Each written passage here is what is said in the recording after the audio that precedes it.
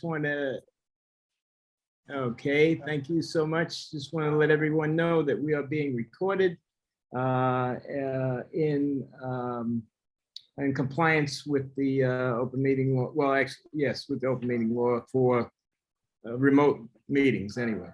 So thank you all for being here. My name is Leonard Jordan, and I'm the Vice Chair of Community Board 2. Mr. Singletary won't be here today, so I will be chairing the meeting. And our second Vice Chair is Barbara Zella-Gringer, who's on with us right there. And our Secretary, Miss Jessica Thurston.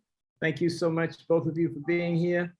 And I don't think we have any, I don't think we have any visitors or whatever. So I don't know if I don't think we have to go around to introduce ourselves, right, to each other.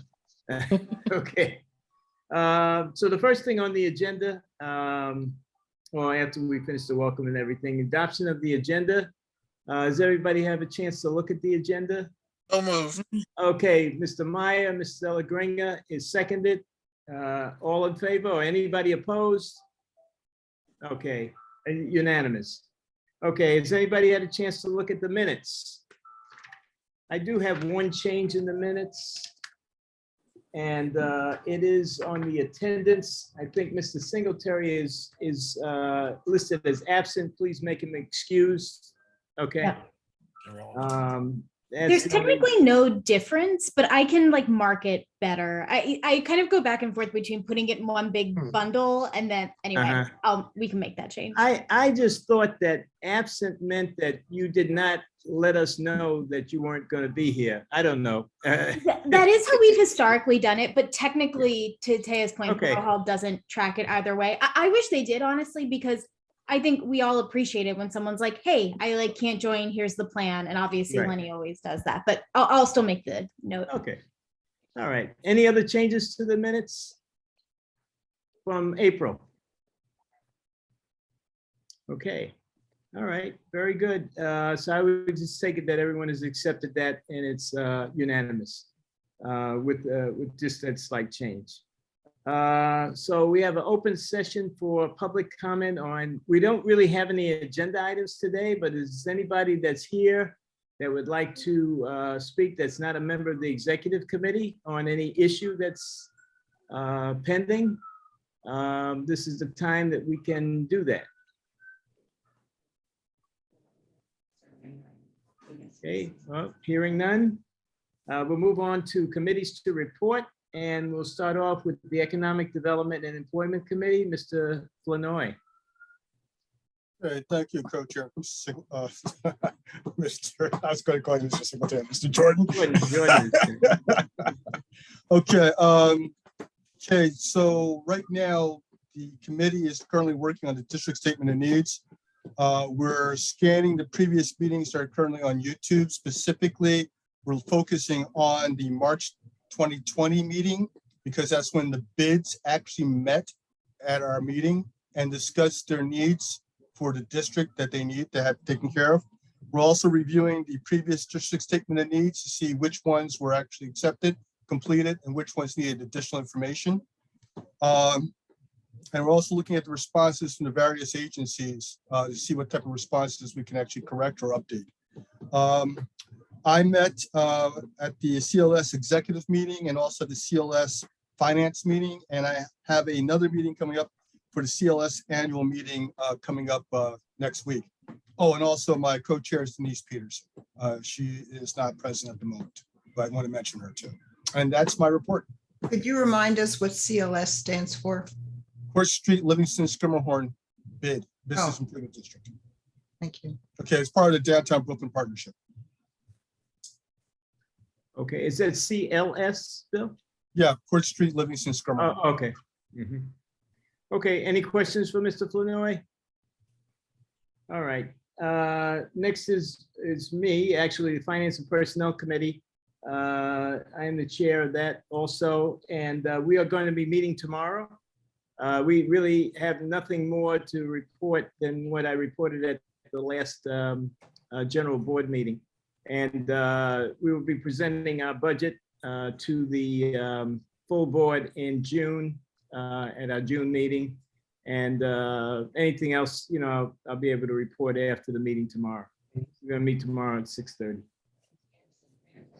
Any questions? Okay. All right. Next is Health, Environment, and Social Services Committee, Mr. Brandon Smith. Mr. Jordan, Yes. John Dew has his hand raised. I don't know if Oh, I'm you're. sorry. Oh, I didn't. Okay, I'm sorry. Mr. Dew. Good evening, Mr. Jordan. Yes. I'm wondering, can we get some kind of understanding of what's happening with the staff in the board office? Yeah, when I get to Mr. Singletary's report, I'll cover that, Mr. Dew. Thank you. Okay, thank you. All right, Health, Environment, and Social Services Committee, Mr. Smith. Hi, everyone. Good evening. Much of our May 2022 meeting was reported on at the general board meeting this month because the predominant nature of the meeting was covering the slate of liquor licenses that we covered this month. Other than that, Ms. Mueller had provided an excellent presentation on the district needs and budget priorities, which I would encourage anyone who hasn't had a similar presentation to review, because it really kind of laid out the basics for how that process works in a way that I don't think the board office has ever done for us before. So we're very grateful for that. Other than that, I really want to remind everyone and be super excited to tell everyone that the first ever Brooklyn Community Board to Hess Committee Health Fair will be going on June 25th, Saturday, June 25th at 10 a.m. over at the handball court at Commodore Barry Park, right there on the corner of Navy and Flushing Avenue. It's going to be a fantastic event where we're going to have a range of elected officials. I'm excited to announce that the borough president himself has agreed to attend it, and as well as several other really great elected officials. And we're going to have lots of promotional material about different ways for the community to learn about health. There'll be blood pressure screening, a range of other kinds of health services. We're excited to be partnering with Brooklyn Hospital, Wegmans, Brooklyn Public Library, numerous other organizations who are supporting this effort. And we'll be hosting a panel discussion on maternal health that will be going on from 12 to 1 p.m. that day, as well as the library will be doing a children's story time in the afternoon. We're also partnering with the Friends of Commodore Barry Park, who had planned coincidentally to have a health fair the same day, but we're gracious to be partnering with them in this effort as they've decided to come over and join our health fair and make it one big happy health fair together. So I really hope that if you can attend, each of you as community board members or guests will make an effort to attend. We're literally, and Luttrell has been reaching out to pretty much every community organization, but it's very important, this being the first time we're doing this, to make this a really successful event. And I'm just hopeful that everybody will be able to join us to the extent that they can. I'm also grateful for the support, I'm sorry I didn't mention, of my co-chair, Nicole McKnight, and our secretary, Jessica Thurston, who have always been such great points of leadership within the HES committee. I don't have anything else to report for the meeting for this month, but just leave it at that. Please try to attend this fair if you can. Mr. Dew, did you have something? I see your name has popped up. Well, I hadn't raised my hand except to applaud what you are doing, Brandon. But since you called on me, what do we, I know you said Luttrell is reaching out to all of the organizations in the community. Do we have another broader way of reaching the folk in the community? If you're not a member of an organization, how would you get knowledge that you can get healthcare screening? Well, we have a few other broad ways to communicate this, John. Not only are we going to be partnering with the community board and the different elected officials to try to distribute the information, but we've got a radio station on board to help promote this to folks who are listening. And pretty much every channel that is willing to help promote, we're gearing into. If you have any suggestions, we're happy to take them. But and I know we're in process. I don't know where Latrell is, but we're in process reaching out to Myrtle Avenue bid too. Would be grateful for any help that comes out of that area. Well, what Myrtle Avenue bid can do is maybe post notices in some of the business windows. So let's just keep chatting about that. But Brandon, thanks so much for this. This community is definitely in need of healthcare, as we always know, and this is a program that I can only say I'm so proud of Community Board 2 and you and your committee in this work. Thank you. Thank you, John. Most of the credit goes to Latrell, but I want to thank everybody who's been helpful with this, and we'll definitely stay in touch. Look forward to chatting more about this, and we're like 90% done with the flyer, which we can definitely share with you. Excellent. Thank you so much. All right. Any other questions for Mr. Smith? All right, Mr. Smith, what's the time? When does it start? I'm sorry, maybe I missed that. Well, it's going to start at 10 in the morning is the official kickoff. The elected officials and dignitaries will speak between 11 and 12, and the panel discussion will be between 12 and 1. The children's story time will be shortly after that. And the Friends of Commodore Barry Park had some events they were planning for the 2 to 4 p.m. period, but we'll have our literature and services available the whole day. Okay, so it'll go up to like 5 or 6? 4 o'clock is the cutoff. 4 o'clock. We'll start doing we'll start doing cleanup at that point. Okay. All right. Very good. Excellent. Outstanding. Oh, we got our park permit approved, so that was an accomplishment. All right. Very good. All right. Next committee to report, Land Use Committee, Mr. Carlton Gordon. Thank you, Leonard. Just to again thank Dorothy Christophin, who was our co-chair. How you doing, Dorothy? Thank you. And our and Karen Johnson, who acts as our secretary as much as she can. All right.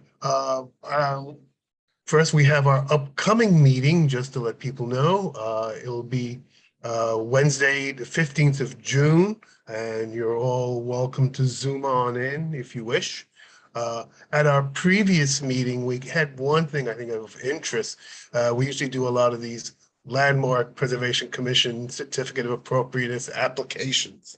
And one application came up, which we did approve, was for the Bishop McLaughlin High School. And they wanted to do some work around the high school, putting in some new electric lights, electricity, and also doing a ADA compliant accessible ramp. So, and they'll be doing some other work around there. We'll have more details when they do the formal presentation, but that's one thing that we did approve because they'll be doing some work around there, and I thought that people may like to know that. Anyway, thank you. And Dorothy, is there anything else I should mention? Or I think we're, no, okay.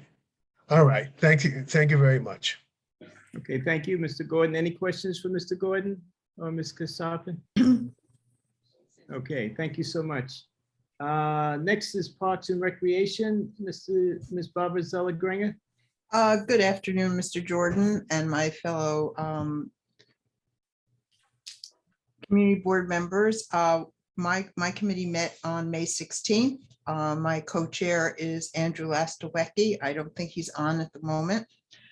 We had a very vibrant meeting, and we had a very lengthy and comprehensive update on Governor's Island, which you probably know has expanded its hours extensively, and as well as ferry service, and is offering a host of activities for the summer and beyond.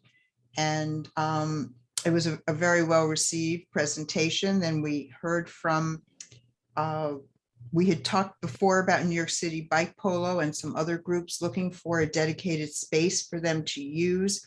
And they now came to us with a proposal at Bridge Park 3, identifying an area that needs some rehabilitation and that would make a great location for New York City Bike Polo, as well as some of these other groups that are interested.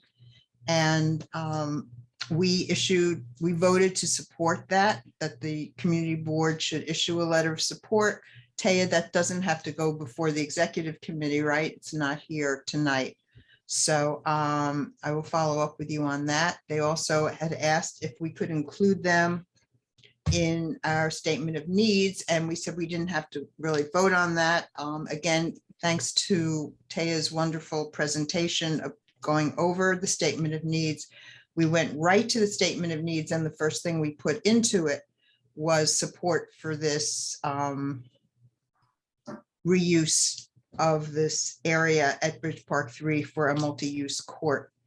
And then we talked about some other things that should go into the statement of needs. So it was a very active meeting, and we accomplished quite a bit. Thank you. Okay, thank you very much. Any questions for Ms. Allegringa? Mr. Dew? Yes, Barbara, at another meeting, I had raised an issue of the installation of an elevator in the Fort Greene Park, because the park is, part of the park is one big hill that's very difficult to access. But I'm revising that. Can we ask the Parks Department to examine the installation of an ADA ramp that leads to the upper part of Fort Greene Park, where there's a lot of activities during the summertime, but it's not accessible? Well, as I mentioned before, John, when you asked that question, I believe a ramp is part of the redesign that the Parks Department has proposed for Fort Greene. Oh, no, And- I wasn't aware of that. I'm sorry. Yes, yeah. And I think right where the steps are up to the monument. Yes. And, you know, I believe that's, part of their plan. And I hope to have an opportunity soon to follow up with the Parks Department on that. And when we have an Okay. answer, we'll keep you posted. Excellent. Thank you so much. Okay, any other questions for Ms. Allegringa? Okay, thank you. Next is Transportation and Public Safety, Mr. Sid Meyer. Good evening, everyone. We had, I'll put my camera back on. I was eating. I didn't think what you want me to see me eat. We had a lively and interesting meeting. We were Zoom bombed. It turned out that someone had put on a Facebook the meeting notice, and it was scraped, and we got a number of people who entered into the meeting just to disrupt it. But Taya handled that very well, and I'm glad that even though we had to shut off people talking for a few minutes while we got that cleared up. The DOT postponed until our June meeting the Willoughby Avenue open streets, and I'm hoping that they will be back for that. Along with I'm hoping that we'll be back to discuss the changes that the mayor has announced on the BQE and delaying the funding. We had a presentation on downtown Brooklyn shared streets, which is a continuation of the downtown partnerships program to make the downtown Fulton area more inviting for pedestrian, bicyclists, sitters, a few other things. It will remove some parking. There were issues of the issues concerning loading zones. And of course, the issue of permit parkers was again raised, which the DOT kicks it over to the police department. And as you're aware, this has been an issue for us for at least 20 years, and there's been no solution other than there's been no solution. So we had a presentation. We made some suggestions. It wasn't ready to be voted on. They will come back to us for a vote at some point in the future. And then when that's done, we'll go through the executive committee and ultimately to the board. We then had a discussion of the Skirmerhorn Vision Zero safety improvement plan. Now, that has to do with the fact that bicycling on Skirmishorn Street and pedestrians and everything else is particularly difficult. And what they're proposing to do is to change the flow to make it one way from Smith Street to 3rd Avenue eastbound. It's already one way from 3rd Avenue to Flatbush, and they're proposing that it will be made one way for the entire area from Smith, that they will add a semi-protected bike lane. They will make sure that the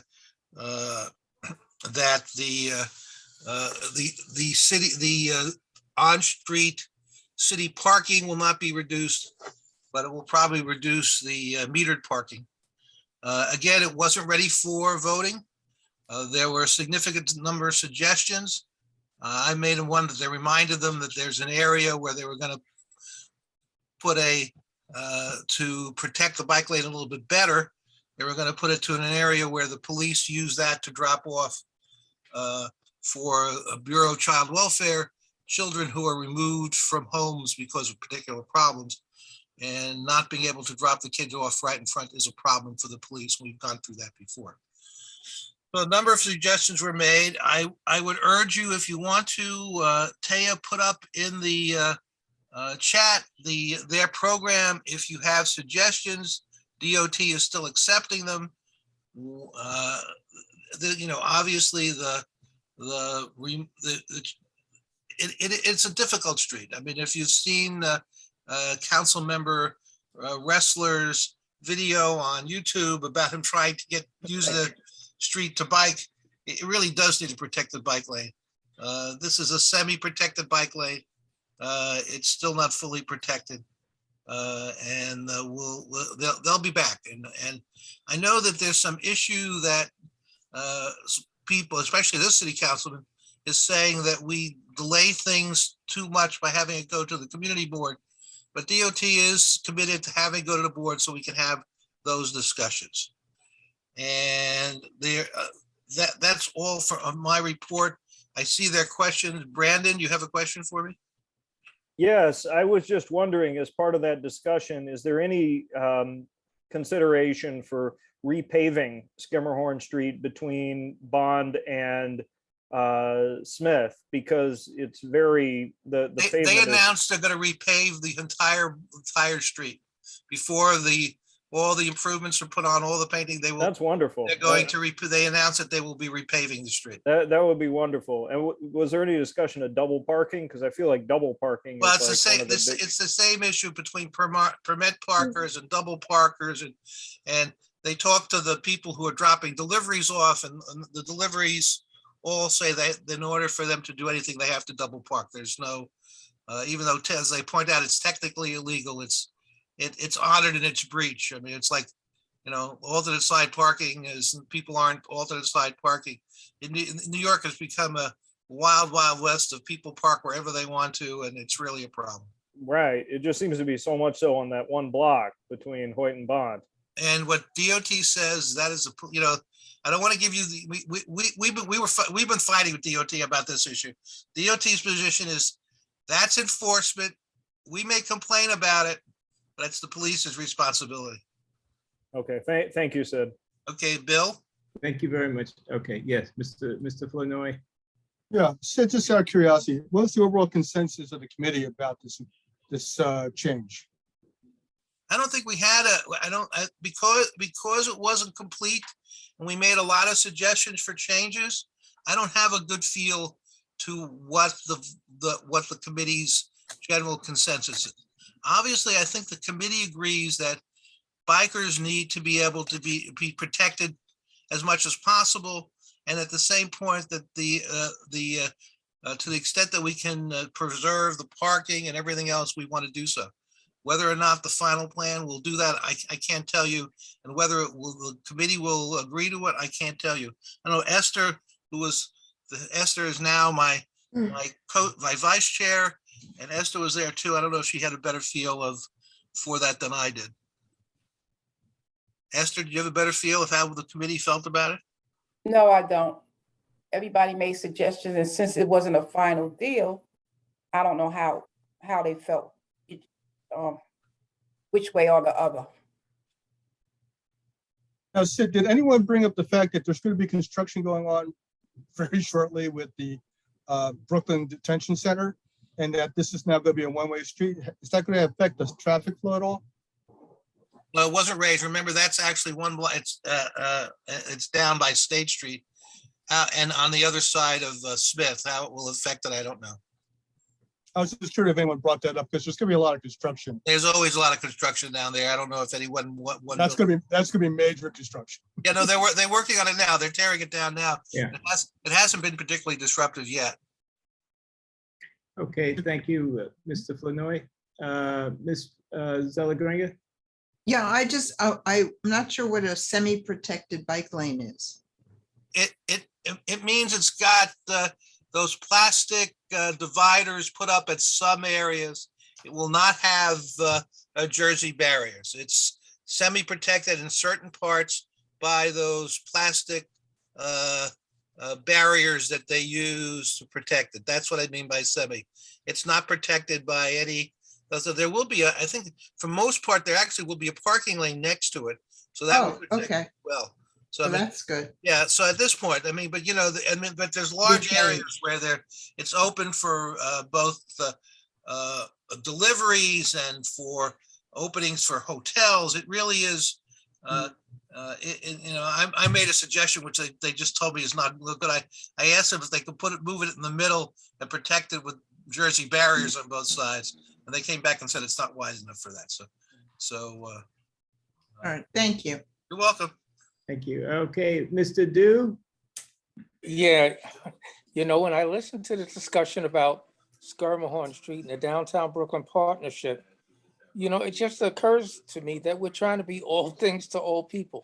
We're getting a lot more of everything except streets. And we're trying to squeeze everything into streets that are not going to get any larger. And so we have to take from one to give to the other. That's always a challenge. But my comment, Chair Meyer, is about your comment that the community board brings delays. Yes, up to 30 days delay. No, I don't say that. No, but let me that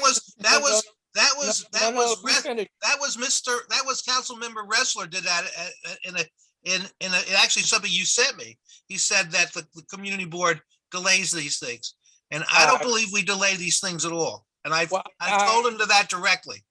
But even if we do, we did not get to comment on Willoughby Avenue. That was done without community board input. And I will tell you, it is heck on Willoughby Avenue because it did not go through the community board. DOT did not consider any of the needs or issues in the community, including ADA. And the street is closed 24/7. It is off the grid. How do you justify that? Not going through the community board. So my point is, when Lincoln, and I certainly will reach out to him, make such a comment, and I understand that elected officials are often put in spots where they have to say something, and they say something that is not quite appropriate, I'm going to tell them, community boards, if it affects the community, you have to go through the community board so that the community affected has an opportunity to react to it. Period. End of the story. Thank you. Bill? Thank you very much, Mr. Dew. Yeah, Mr. Flanoy? the last comment, I just want to bring this up. You're also aware that when they have open streets, that there's going to be another entire section blocked off for traffic. Did anyone bring that up also on weekends? Yes, that there is on State Street. We're aware that State Street, part of State Street is closed on the weekends, and part of, I think, Hoyt is also closed on the weekends as part of open streets. Exactly. So you're not going to be able to get through traffic on either one of those streets. Well, but they're not looking to go down those streets. They're looking to go down Skirmahorn.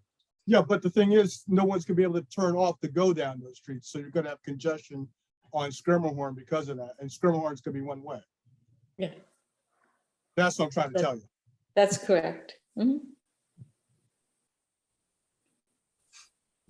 Well, okay, well, Mr. Maya, I guess you take that into consideration with your discussions with the DOT, but I guess one thing that I just, my own personal comment, I think before we had difficulty even getting DOT to come to our meetings. Right. And at least they're waiting to get feedback from us. Now, whether they act on it or not is another issue, but at least they're anticipating our feedback. Am I correct, Mr. Maya? They've been very well, whether they've been listening or not is another issue. Yeah. They have been coming to the meetings since February, and they've been attending and they've been listening. They've been responding. I mean, one of the responses, they have said that they will not do a new open street without giving the community board an opportunity to be heard. Right? That was a major concession. The issue of coming to the community board has been raised with them. The issue of 24/7 has been raised with them. Council member Hudson has raised it with them. And I think there's a meeting later this week or this week with Council member Hudson specifically on this issue. Yes, Thursday, 6:30. Which is not an official community board 2 meeting. All right. We are not co-sponsoring that meeting, but I may attend as an individual anyway. Okay. Okay, thank you. I'll very much, send you an Mr. Maya. invite.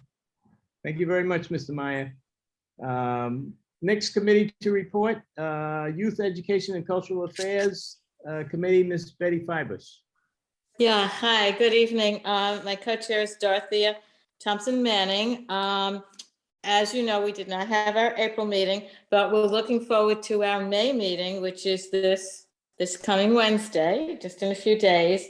And we're very excited that Fred Wilson will be speaking about a piece of art. He's renowned for interdisciplinary practice that challenges assumptions about history, culture, race, and the conventions of display. He reframes objects and cultural symbols. He alters traditional interpretations, and he encourages viewers to reconsider social and historic narratives. So he should be a very exciting artist to hear from, that he's coming himself. He's going to be talking about a piece, I believe, for the Brooklyn Borough Hall. Is that correct, Taya? Yeah, Brooklyn Borough Hall. Yeah.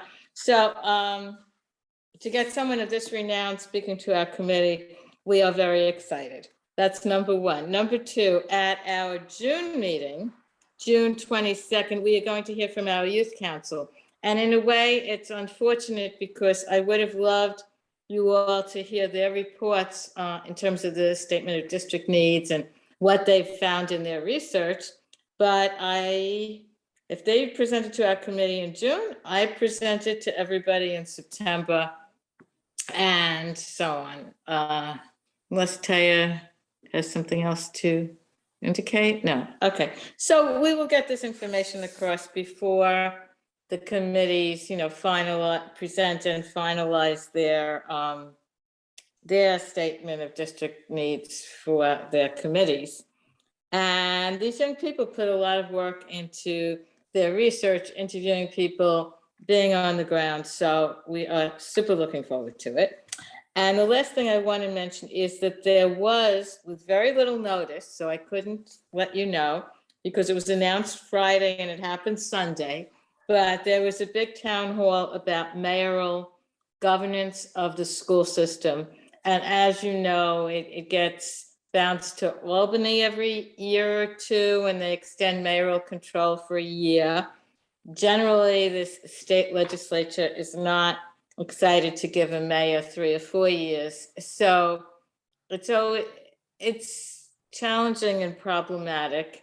And our committee hasn't had a chance to explore the issues, pros and cons, and so on.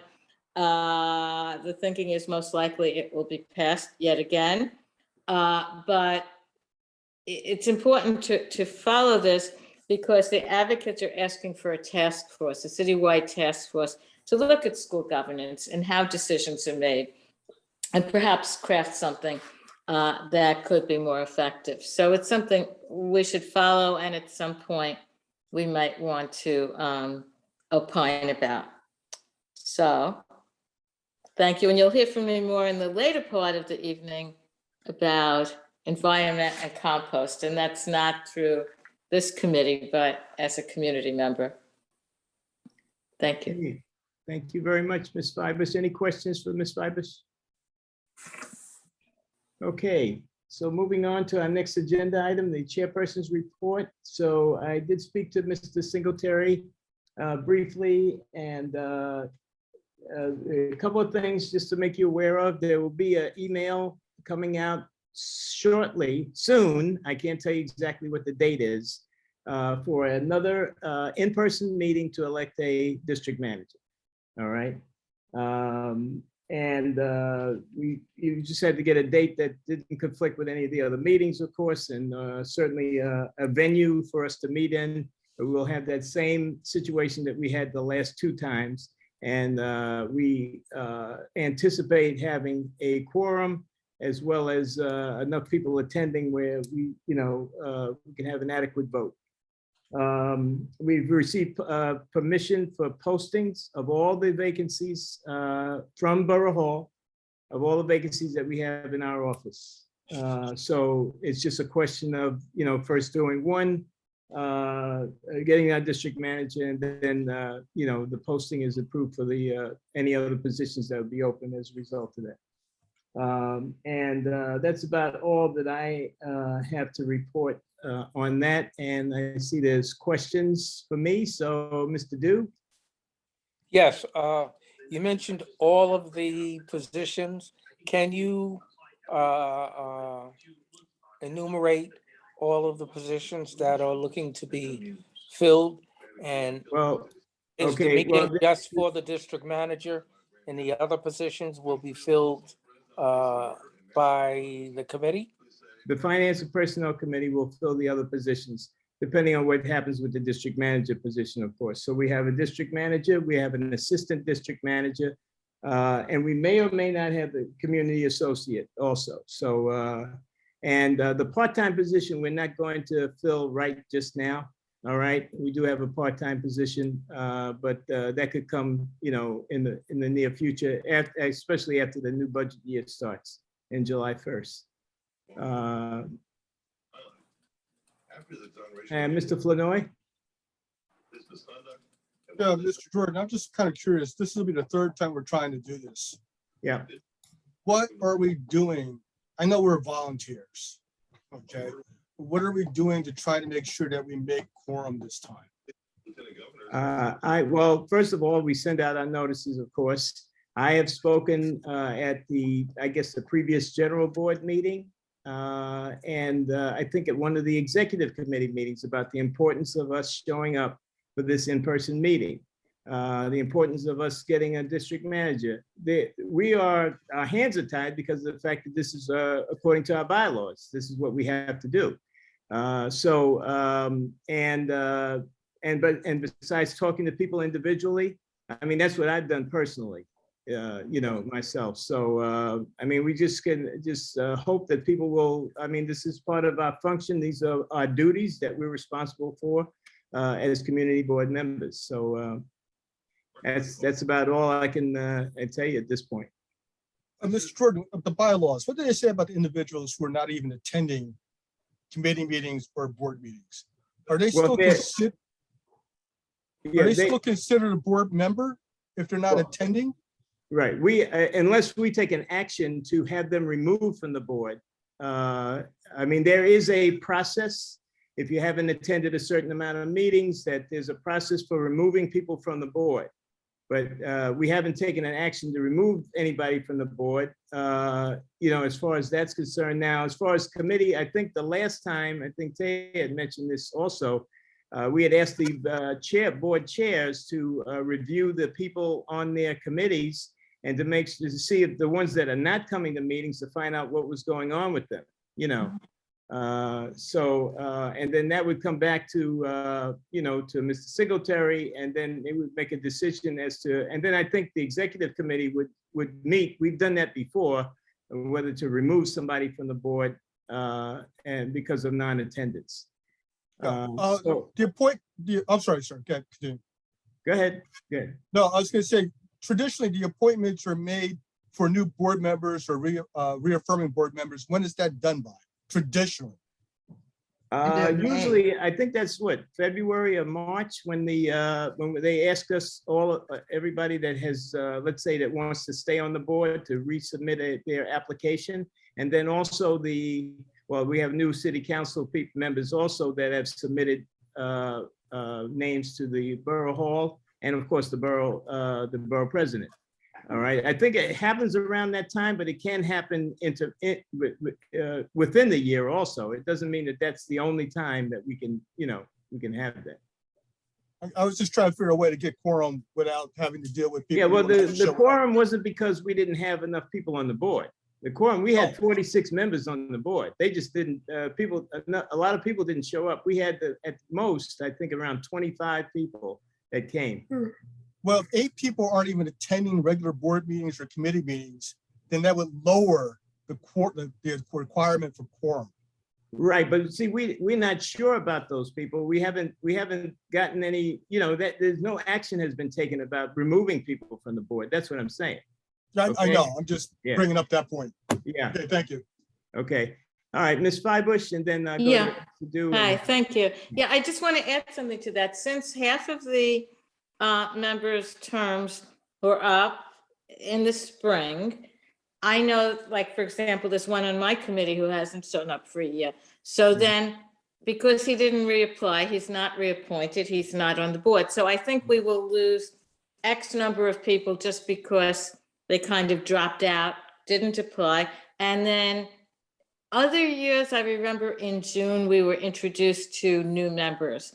And I know that the city council people have said that they were very busy vetting applications and trying to choose the best people.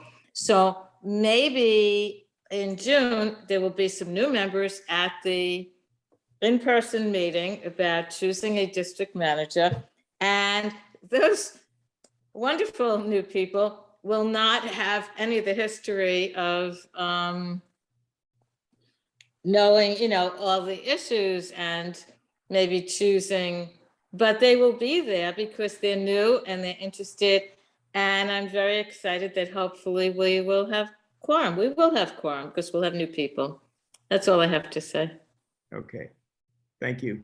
Mr. Dew, and then Ms. Karen Hubbard Kamanawari. Yes, I'll get that Mr. right. Go ahead. Mr. Jordan, I want to go back to those bylaws.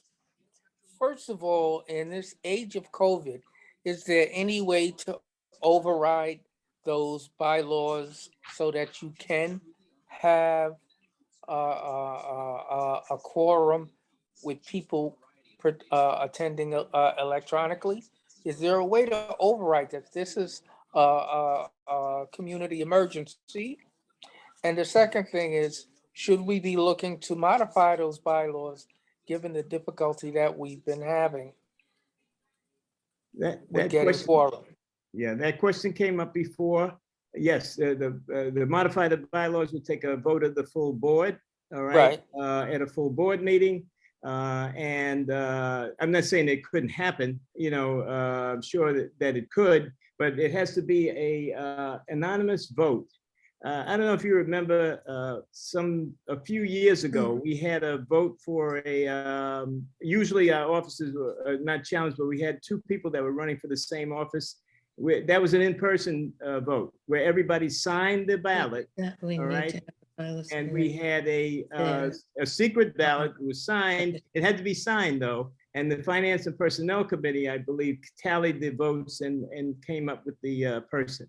Now that's the process that we have to go by based on the law, based on the bylaws. Now we did check with Mr. Quint, who's our parliamentarian, And Mr. Singletary also talked to the law department. So at this point in time, without the bylaws being changed, we'll have to go with what we had before. Now, the only way to do what you had suggested, Mr. Du, is to, have the full board change the bylaws. Now, we don't even know about the open meeting. Remote meetings have been approved up until June. Is that right, Taya? I believe. So we don't even know if we're going to be continuing on with the remote meetings. Right now, it's up to June. So, I guess, I think we can have this meeting and have quorum before we do all of that stuff, try to change the bylaws and everything else and elect a district manager. I am confident that this time we will have enough people and enough people voting so that we'll have a clear majority for somebody. And Mrs. Hubbard coming and wary. Yes, I just wanted to comment that I think that since we had such a large number of people who had to reapply if they were going to continue to be members, and the expiration was March 31st, it could be that some people thought that they should not participate any longer after March 31st. Yeah, well, in each situation, you probably got an email like that from Mr. Singletary. He asked the recipient to respond whether they would be there or not. Yes. And yes. if you, that was if you didn't respond, I guess my mother used to always say silence gives consent. All right. But that wasn't the case. So he asked each individual to respond. Are you coming? Please respond to me so that we know how many people are going to be there for the, for the vote. So I guess, what I'm saying is if some people feel that they are no longer members, they don't need to respond to anything. Well, usually, if I was, let me put it to you. The assumption was if you're no longer a member that you would tell the people that are sending you emails and said, look, I'm no longer a member. Please don't send me any more emails again. Say something, so we don't, but the people that got sent the emails were still on the books as members. All right. So we had enough to have quorum as well as have a substantial amount, much more than 25 attendees. Okay. Any other, believe me, I want this to be done as badly as everybody else, More than. Okay. All right. So next thing on our agenda, other committee business. Any other committee business? All right, Ms. Freibush. I wanted to mention something. Sorry. Okay, so Ms. Freibush, Mr. Smith, and then Mr. Du. All right. Thank you. Yes. As you know, I'm a member of the Brooklyn Solid Waste Advisory. And one of the things that we're planning that you haven't heard of yet is a joint meeting with all of the Brooklyn districts, because the Solid Waste Advisory that's appointed by the borough president has jurisdictions, to recommend and so on throughout all of the Brooklyn districts. So we will be having a meeting. The office will be getting notice soon on June 27th. And we anticipate inviting the chairs of whatever committee does sanitation, environment, and so on to hear the other concerns in all the other districts. Like, what do we have in common in Brooklyn? What should we, as a solid waste advisory board and community boards working together, be advocating for? So if the chairs or co-chairs of those committees can't make it, it might be someone on the committee or maybe an office, it's not up to SWAB. We'll be inviting someone from each community board to be able to voice the sanitation, trash, waste, rodent, etc. concerns of the district. So we're excited to do that. And then I wanted to announce that thanks to Taya and Barbara, through the some of the community gardens and greening groups, Cadman Plaza group volunteered to work with the compost outreach to have a compost give back day in the Cadman Plaza area that will be jointly sponsored by the borough president. So people will have an additional opportunity to sign up for compost and also to get bags of compost for their own use. So the board really helped orchestrate this. So thank you, everyone. Betty, That's when it. did you say that was or will be? I don't know exactly. I sent it to Taya Okay. and she'll send it to everybody. But Okay. yeah, it'll be in Cadman Plaza area from the Cadman Plaza Conservancy. Yeah, Cool. Thanks. early June. Taya says it's going in the newsletter. Yeah, I sent it to her. Thanks, Yeah. Taya. She'll get it out there. I know. Thank you very much, Ms. Fibers. All right, Mr. Smith? Yes, sorry, I forgot to mention this earlier. Ms. Muller had reminded me. There's going to be a community forum next week on Tuesday related to the 316 Atlantic Avenue shelter, which is co-hosted between our community board and Councilmember Lincoln Ressler's office. If you would like to make a question or a comment, these are welcome in advance. Submit them via email no later than 10 a.m. on May 31st. So event pre-registration is required, by the way, for this. So make sure you see the link that got emailed to you earlier this afternoon if you're interested in attending. Okay, very good. Yeah, I had that to mention also. Thank you very much, Mr. Smith. Mr. Dew? Yeah, I just wanted to make a follow-up comment to the earlier discussion about all these transportation issues. When DOT comes to the community board, they no longer bring us EIS, environmental impact statements. For example, the cantilever is closed to overweight trucks, and those trucks then are directed off at Atlantic Avenue. They're now going down Atlantic Avenue.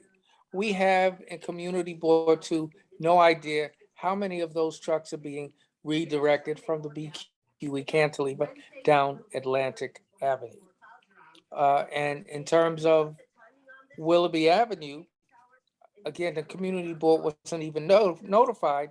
There is no sense of the impact in closing Willoughby Avenue on the surrounding community. We know it has many impacts.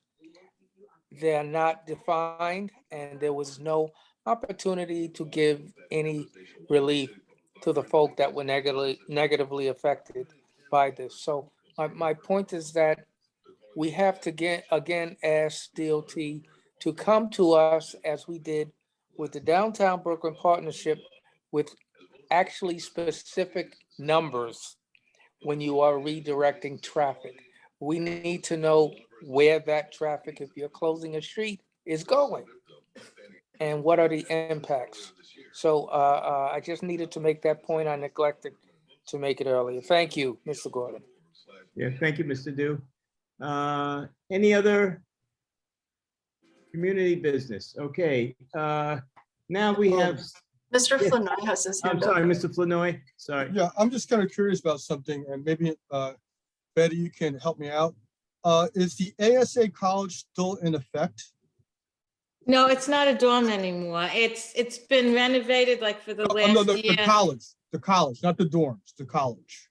The college is somewhere else. It's not on Atlantic Avenue, so I don't know about the college. Okay, the reason why I asked that is because the dorms are the ones that are being turned into the shelters. Correct, correct. So I was Yeah. wondering if there are any more dorms that are still outstanding out there. I don't know. I've seen the ASA signs like more in downtown, like off of Fulton Street and that.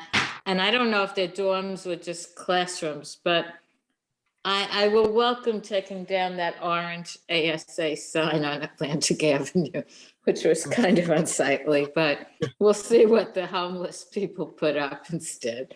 Well, I'm more concerned that we may see more shelters because ASA seems to be converting them over to that, their old dormitories. I don't know. But then there is the question of the fair share, and I think we have more than enough of our fair share in downtown Brooklyn, so. Okay, thank you. And you know that Chinatown has been objecting to some of the shelters that were proposed there, so we'll see what happens in the new administration. Okay, thank you so much. Any other comments or questions? Okay, so are there any folks from the community who would like to have a couple of minutes, 2 minutes to address the committee? Ms. Artie Mehta, are you Yes. here? I see, yes, I see. Great. Come off mute, Ms. Mehta. Yes, thank you. Okay, Ms. Mehta, you have a couple of minutes? Yeah, sure. Thank you. Should I start? Or Yeah, go ahead. yeah, Mhm. okay. Thank you so much for giving me this platform to talk. I was there in last transportation meeting as well. I just wanted to make an announcement that on 26th of May, there is a town hall meeting that is going to be hosted at Brooklyn Commons. And it is about dollar vans, dollar ride. And just related to that, just giving you a brief background about what the meeting is going to be. It is on the context of electrifying dollar vans. And our community partners are Dollar Ride. They were recently named as the finalist for the New York State Energy Research and Development Authority. And if they get the grant or win the grant, they would be in the position to activate the electric dollar vans along Flatbush and Utica Avenues. So part of this is understanding what the community wants, what are their needs, expectations out of dollar vans in general, and their experience. And that is why the town hall meeting is going to be hosted on May 26th to just listen to the community around Flatbush and Utica Avenues. State Senator Parker and Council Member Lewis are also going to be part of this event. And I just want to invite anyone who's interested in this topic to come in the town hall meeting, which is going to be at Brooklyn Commons again from evening 6:30 to 8:30. I will also post the Eventbrite link in the chat. Thank you. Thank you very much, Ms. Mehta. Is there anybody else from the community? Okay, is there any other business to come before this committee? Okay, hearing none. Take a motion to adjourn. Ms. Freibush, Ms. Anadu, sorry. You were actually right the first time, and people Nadu. are rarely ever right the first time. Okay, Anadu, okay, Mr. Nadu, thank you, okay. Okay, folks. I'm sorry to be a total stickler. Emily, are you a vice? Oh, I'll sorry, second on no. Emily's. Okay, behalf. thank you. Oh, I'm I actually sorry. did that On on Emily's purpose to behalf. make sure that Jessica was paying attention. She passed. Thank you. There you go. Mr. Smith, okay, all right, thank you, Ms. Thurston. Okay, folks, have a blessed night, everyone.